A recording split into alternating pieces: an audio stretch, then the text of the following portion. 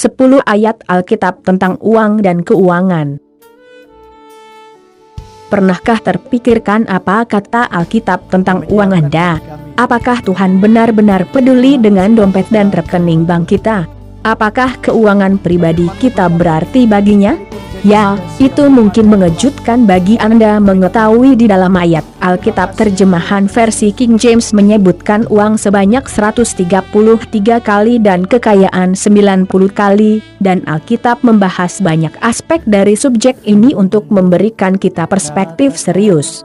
Pertimbangkan mengenai panduan berikut ini. 1. Tidak ada yang bisa melayani dua tuan.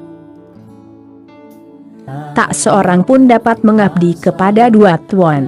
Karena jika demikian, ia akan membenci yang seorang dan mengasihi yang lain, atau ia akan setia kepada yang seorang dan tidak mengindahkan yang lain. Kamu tidak dapat mengabdi kepada Allah dan kepada Mamon. Kata-kata Yesus sangat lugas ketika dia mencatat secara langsung mengenai di mana prioritas kita seharusnya dan yang mana tuan yang harus kita layani. 2. Waspada akan cinta uang. Karena akar segala kejahatan ialah cinta uang. Sebab oleh memburu uanglah beberapa orang telah menyimpang dari iman dan menyiksa dirinya dengan berbagai-bagai duka. 1 Timotius 6 ayat 10. Kita semua pernah mendengar ayat ini atau salah mengutipnya. Apakah Anda menangkap kata cinta di bagian ini? Bukan uang yang mengarahkan pada kejahatan, tapi cinta itu membiarkan keserakahan untuk mendapatkan pijakannya sehingga dengan mudah menyebabkan kejatuhan seseorang. 3. Jauhi uang kotor. Harta yang cepat diperoleh akan berkurang, tetapi siapa mengumpulkan sedikit demi sedikit menjadi kaya. Amsal 13 ayat 11. Tuhan mau kita menghasilkan uang melalui kerja keras dan kejujuran. Keuntungan dengan metode lain pada akhirnya akan menambah kerugian. 4. Jangan terburu-buru menjadi kaya. Jangan bersusah payah untuk menjadi kaya, tinggalkan niatmu ini. Amsal 23 ayat 4. Penting untuk diingat bahwa uang bukanlah segalanya. Menjadi gila kerja dapat merugikan seseorang dalam keluarga, kesehatan, dan bahkan jiwa mereka. 5. Kejujuran adalah kebijakan terbaik.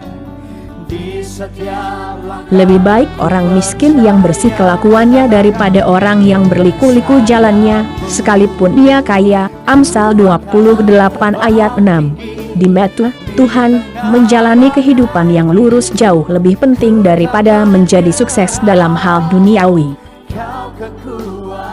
6. Jangan menjadi kikir. Berilah dan kamu akan diberi, suatu takaran yang baik, yang dipadatkan, yang digoncang dan yang tumpah keluar akan dicurahkan ke dalam ribaanmu. Sebab ukuran yang kamu pakai untuk mengukur, akan diukurkan kepadamu. Lukas 6 ayat 38. Yesus mengajarkan bahwa kemurahan hati sehubungan dengan waktu, harta, uang, apapun yang telah diberikan Tuhan kepada kita, adalah bagian penting dari kehidupan Kristen dan selalu dihargai. 7. Jadilah orang yang setia. Bawalah seluruh persembahan persepuluhan itu ke dalam rumah perbendaharaan, supaya ada persediaan makanan di rumahku, dan ujilah aku, firman Tuhan semesta alam, apakah aku tidak membukakan bagimu tingkap-tingkap langit dan mencurahkan berkat kepadamu sampai berkelimpahan. Maleakhi 3 ayat 10. Alkitab mengajarkan bahwa 10% dari penghasilan kita adalah milik Allah. Dia menjanjikan berkat yang melimpah bagi mereka yang dengan setia mengembalikan persepuluhan ini. 8. Bantu orang lain.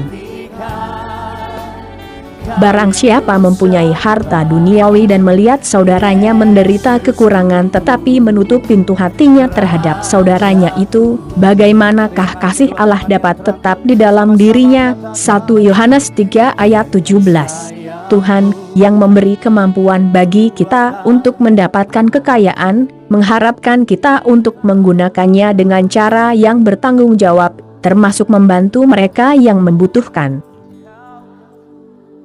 9. Jadilah rendah hati.